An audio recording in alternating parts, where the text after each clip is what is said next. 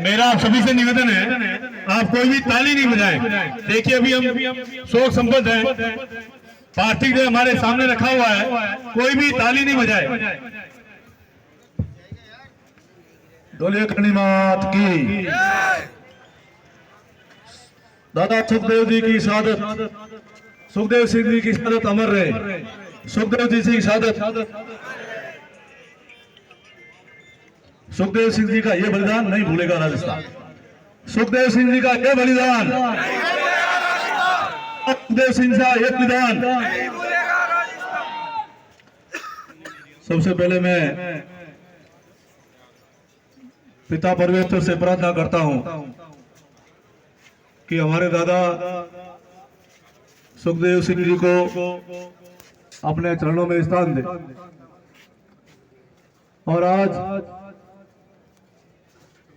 क्षत्रिय समाज और छत्तीस कौम के लिए ये काला दिवस है कि जिन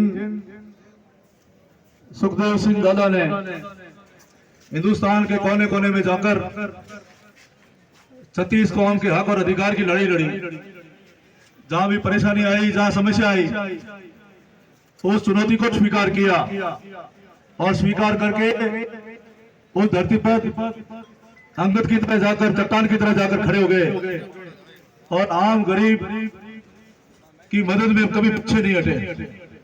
राजस्थान का ऐसा कोई कोना नहीं होगा जहां सुखदेव जी ने संघर्ष नहीं किया होगा। वास्तव में दादा सुखदेव सिंह हिंदुआ सूरज थे।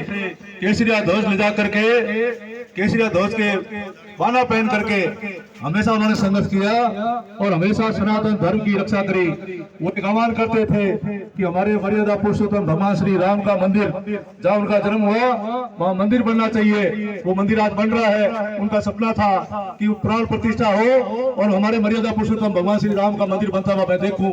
उनका ये सपना था, लेकिन ऐसे कारीगरों ने जिन्होंने सुपारी देकर, साजिश रच करके, और उन्होंने ये सोचा कि हम सुखदेव सिंह जैसे का काटा रास्ते से हटा देंगे और फिर कोई बदला नहीं ले सकेगा। लेकिन आज मैं कहना चाहता हूं कि सुखदेव सिंह के जाने के बाद कई हजारों सुखदेव सिंह पैदा होंगे और वो इसका बदला लेकर रहेंगे। ये मैं कह सकता हूं कि क्या स्थितियां हैं जो आपके सामने हैं।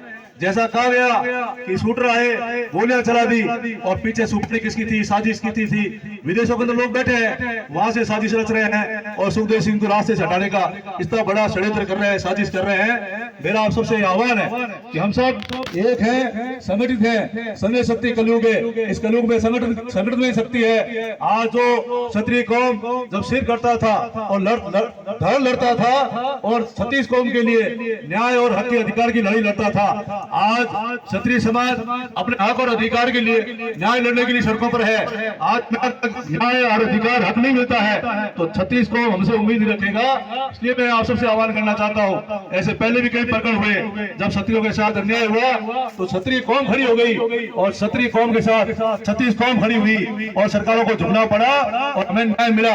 इसलिए मैं आप सबसे आह्वान करना चाहता हूँ कि सब संगठित रहो, एक रहो। और सबसे बड़ी मांग अगर हमारी कोई है तो वही एक ही मांग है कि हमारी जुडिशरी कमेटी बनेगी और जुडिशरी कमेटी